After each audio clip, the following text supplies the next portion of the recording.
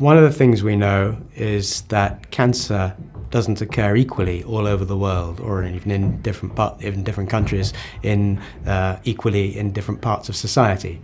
And we also know that when people move around different parts of the world, the patterns of cancer change equally plastically. So it's really remarkable how much cancer can vary, either when people move with just a couple of generations or even over just a few decades in different countries. So colon cancer in Japan increased tenfold in only 30 or 40 years. That's remarkable. And for a disease that people thought was a genetic disease primarily, that really gives the lie to the overall cancer patterns being a genetic thing primarily. It tells you that the environment is the primary determinant of cancer patterns around the world. And so that's important to know, but what we don't understand very well is why that's the case. So the epidemiology we can do, which describes that variation in the occurrence of cancer, can describe how it's different, but it doesn't explain to us why it's different. And it's only when we put those two together that we can be really confident about what's causing the differences in cancer rates, what are the exposures, the dietary or obesity or activity exposures that are responsible for the differences in cancer rates around the world. That's important because until we understand that, we can't do anything about it. And I'm a physician, so I want to know what I can do to help people stay healthy and make sure that people are made better when they're not healthy. And so that's the important factor.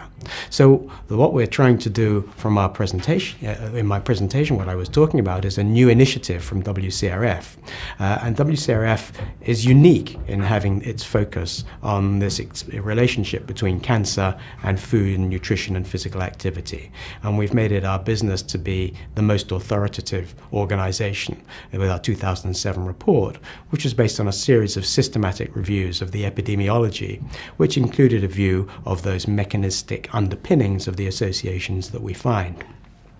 Increasingly, though, we're finding that the mechanisms, the scientific literature for the mechanisms, is a massive amount of information that's not very well sorted, and the quality of it is not clear, and often it's not reproduced, and there are biases in the publication that mean we can't be sure that when we look at the literature, it's telling us what the whole truth is. Now that's what we wanted to do entirely with our epidemiological systematic reviews, was not to be able to cherry pick what suited our preconceptions, but to get an objective view of what the overall body of literature was. Nobody's even tried to do that for the mechanistic literature, and that's what we've set ourselves as our next challenge, is to try and do that. Now, although it's the same conceptual approach to trying to systematize the literature and look at it objectively, it's a very different kind of body of literature. So we don't quite know how to go about it.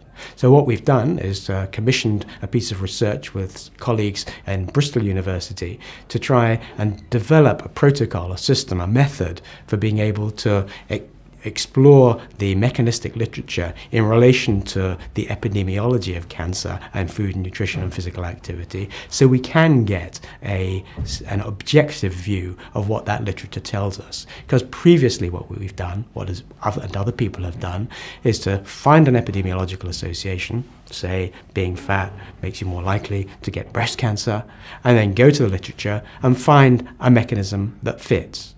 Now, because of the nature of that literature, it's very easy to cherry pick and find something that suits almost every association you can find. What we don't know if those things that are cherry picked and that seem to fit are representative of the overall body of literature, or indeed not only of the body of literature, but the body of experimental work that is done, some of which doesn't find its way into the literature.